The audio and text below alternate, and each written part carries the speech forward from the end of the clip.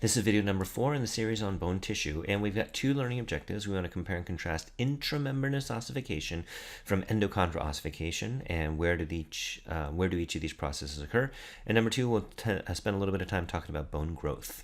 Okay, so first off, let's talk about intramembranous and endochondral ossification. So here's where we need to start. All of the stuff is happening within the embryonic skeleton. So meaning this is the process. These processes are things that occur when you are growing inside biological mama. And so your embryonic skeleton in the beginning is actually made up of 2 different types of non-bone tissues.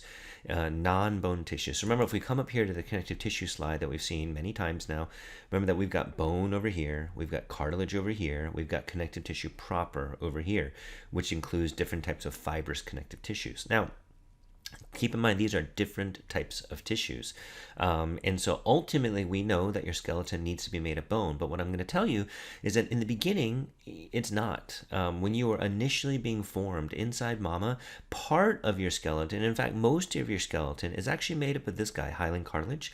And then the rest, the skull and the clavicle, those are actually made up of some sort of loose, or maybe not, we shouldn't really categorize it as a loose or dense. It's a fibrous connective tissue, which doesn't cleanly fall under any of these categories. But it's a fibrous connective tissue, kind of membrane-like compared to cartilage. So again, what we're at, if we look at the skeleton, this is actually a skeleton at birth, and this is right around 10 weeks where some of the process has already occurred and the rest of it is going to occur.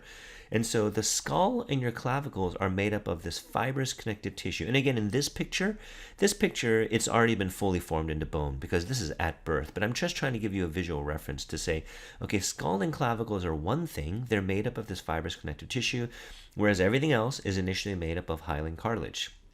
So why? I have no idea why that's the case. It's just, I can only describe that it is the case, but I don't know why necessarily we have a situation like that. In any case, eventually, this skull and clavicle needs to turn into bone. And again, eventually all these other bones, femur and tibia and fibula and all those things, also, they're made up of cartilage. Eventually they need to turn it into bone. And those processes are called ossification. Now, when fibrous connective tissue turns into bone, we name that intramembranous ossification. When hyaline cartilage turns into bone, we name that endochondral ossification. And so see that word chondral right over here? Chondral, remember that word chondro, that word fragment, chondroblast, chondrocyte, endochondral ossification. That's referring to cartilage. Okay, so this slide here is a pretty important reference point for you. So intramembranous ossification, endochondral ossification. You know, I may ask you things like, how does the parietal bone turn into bone? And is it A, intramembranous ossification, or B, endochondral? Well, you would know that the parietal bone is one of the skull bones, uses a process called intramembranous ossification. How does the humerus turn into bone when you're growing inside mama? And you would say through endochondral ossification. Okay, so now let's take a little bit of a look at both of these processes. Now, what I want you to keep in mind is in both of these processes, we're going to follow this rule. Osteoblasts are going to lay down osteoid, and then there's going to be mineralization, which will follow from precipitation of calcium salts. Okay, this is the thing that's going to happen under both situations. So let's take a look. In intramembranous ossification, I've got basically 4 steps shown here. Step 1, step 2, and the next set of slides, 3 and 4. And so to be honest, you don't really need to know a lot of these details. So I'm going to point out some things, but I'll tell you what you absolutely must know in terms of exams and such. But let me describe some details. So the first thing that I want you to notice is that we've got these mesenchymal cells. Well, we've heard of mesenchymal cells before, right? We saw those as the precursor, these mesenchymal cells, precursor to these connective tissue cells. So we've got these various mesenchymal cells, and eventually some of them will cluster together and they differentiate. They're going to mature into osteoblasts. Now, when this happens, we now see osteoblasts in this neighborhood where we have osteoblasts aggregated. We refer to as an ossification center, meaning that this is where ossification is really going to begin. So now that we've made osteoblasts, to be honest with you, now you kind of know the rest of the story. Osteoblasts are going to do their thing. And what is their thing? Osteoblasts will secrete osteoid, followed by mineralization, which happens within a few days. Eventually, some of these osteoblasts become trapped within their own kind of mineralized matrix around them. And those osteoblasts who are trapped then finish their maturation process or differentiation process, and they become osteocytes. And they are charged with just maintaining this matrix that they've just formed. So that's what we see here. So this early differentiation from mesenchymal cells into osteoblasts to form an ossification center. Some of them become trapped and turn into osteocytes. From there, what ends up happening is that more osteoid is laid down. Eventually, there's some embryonic blood vessels that this thing gets wrapped around as well too, and a whole bunch of blood vessels are there. And then now more of this continues, where there's more mineralization that occurs, more bone being laid out. Eventually, we start to see some periosteum being formed as well too. Remember, periosteum is that outer membrane-like structure that covers over our bones. So then we see finally the development of this bone collar, which is compact bone, and on the inside we see these trabeculae of that spongy bone that we've seen a little bit of it before. And so remember that there's a compact bone and there's our spongy bone there on the inside. And then now we're done. We've got osteoblasts on the outside, still continuing to mineralize and lay things down, and covered with that fibrous periosteum on the outside. So that's it for intramembranous ossification. Now, what are the key things you have to know? I mean, that's kind of a general description. What are the key things? You have to know that osteoblasts come from mesenchymal cells to form an ossification center. And that's happening in the middle of this fibrous connective tissue. After that occurs, osteoblasts do their thing. What is their thing? They initiate this process, laying down osteoid, which eventually leads to mineralization. So that happens, and then eventually you start wrapping around some blood vessels, and that's it. That's intramembranous ossification. That's the extent of detail that I need you to know. So there's stuff here, this vascularized mesenchyme condensing on the external face. Don't worry about that information so much. It's just stuff that I've described, but the key points, again, are mesenchymal cells turning into osteoblasts, which form an ossification center. Osteoblasts then go ahead and do the ossification process. Okay, now all that, where does that occur? That occurs in fibrous connective tissue, which is skull and clavicles in the embryonic skeleton. Now, what about endochondral ossification? Endochondral ossification is a little bit different because, again, we're looking at cartilage-producing cells here at this point. We have cartilage. So what we have here is this big long bone made up of hyaline cartilage. The first thing that we're going to start to see is we're going to see a development of this bone collar on the outside because there's some osteoblasts that have been here. They're laying down bone on the outside, and what that does, that actually serves as a sleeve, and then that sleeve leads to a deterioration or death of that internal cartilage. So this cartilage, what you don't know is that well, as you can see here, it's not vascularized at all. Here we start to see blood supply, but there's no vascularization here, and so it's gaining nutrients through diffusion from the environment. But once we put that bone sleeve on it, parts of the inside now, since they've been cut off from things diffusing in, are going to die. So this inner part of the cartilage matrix will die. From there, there's some penetration of blood vessels. The term here used is invasion of the by periosteal bud.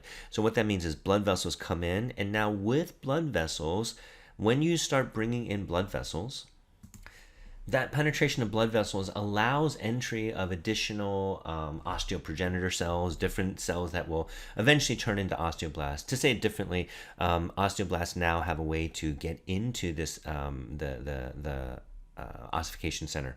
And so again, some of those are actually osteoprogenitor cells, which will then convert. There's a nutrient supply, of course, and that allows these increasing numbers of osteoblasts to continue to lay down osteoid in this neighborhood, eventually transforming this thing into bone.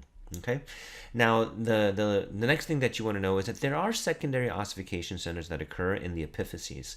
So remember that we talked about these terms diaphyses and epiphyses.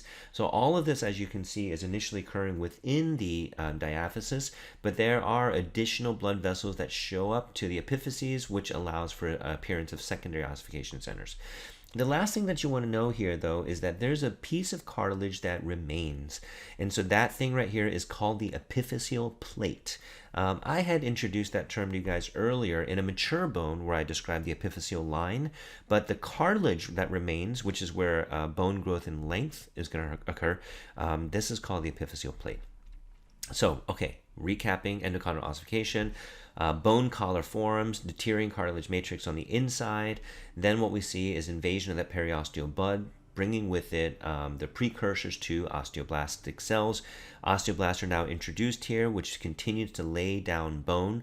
really turning this cartilage to bone from the inside out, right? From the center of the medullary cavity out. There are secondary ossification centers that appear when blood vessels enter there, and there's a retention of a little piece of cartilage over here, which is called the epiphyseal plate. Where does all this occur? This occurs in pretty much all of the bones. Again, this is endochondral ossification.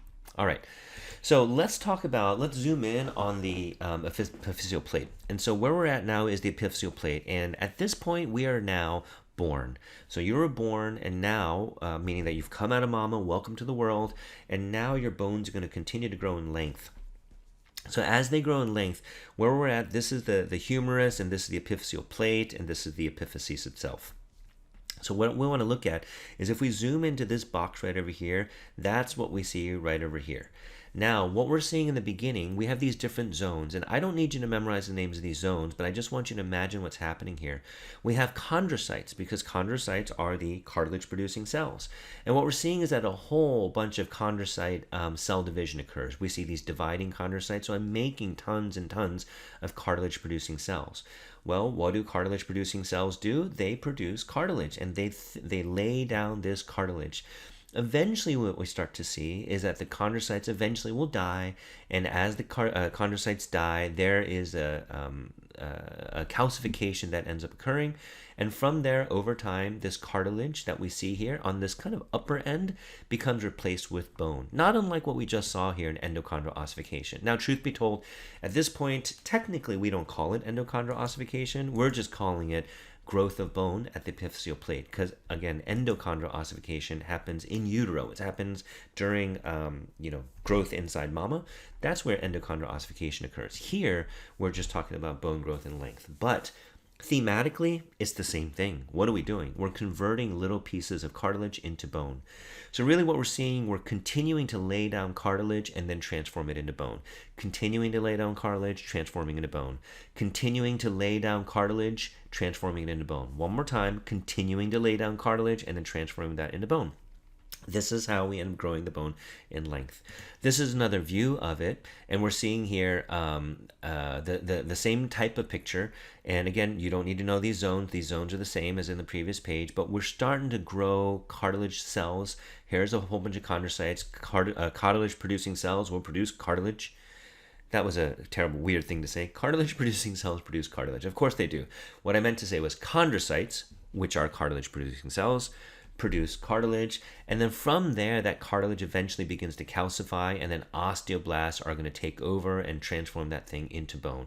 And what I like here is this very clearly shows you that turning to bone occurs on the diaphyseal side, whereas the epiphyseal side of the plate, this is of the epiphyseal plate, the epiphyseal side is where we're really seeing the actively mitotic layer of chondrocytes. Okay, so same picture. This picture and this picture are the same. Okay, so this is how bone grows in length. The next thing is that how does bone grow in width? And there's not a lot of detail that I want to provide for you. I just want to give you a vocabulary term, and the vocabulary term is appositional growth. So what is appositional growth? Appositional growth is how the bone grows in width. And so the bone growing in length was what we just described, and that was when you lay down cartilage and transform it into bone at the epiphyseal plates. But the way bone grows in width is through appositional growth, and that's laying down more and more layers of bone to increase the width here. So to recap, we've looked at intramembranous and endochondral ossification. You need to know where both of these occur and know some of the key terms that we just talked about. And then we talked about bone growing in length at the epiphyseal plate. The epiphyseal plate eventually, when it completely turns into bone, that will be then called the epiphyseal line, and bone grows in width through appositional growth. I guess the last question, which I failed to mention, is when does your bone stop growing in length? Appositional growth can continue for a while, but when do you stop growing in length? And the answer there is much more intuitive than you might think. It's basically when you stop growing, like when you stop growing taller, really, which is I guess the textbook numbers, typically they say late teens, early 20s is when we stop growing in length. Obviously, that can vary through a variety of different reasons, which we don't need to get into. But the standard kind of textbook line is late adolescence, early adulthood, and when we stop growing in height. And at that point, we no longer have epiphyseal plates. All those plates close. The language is a little bit weird, but the language is epiphyseal plates will close, which means that this cartilage no longer remains and is finally turned entirely into bone, leaving only that remnant, which is now the epiphyseal line. Okay, and I think that'll wrap it up for this video. One more to go.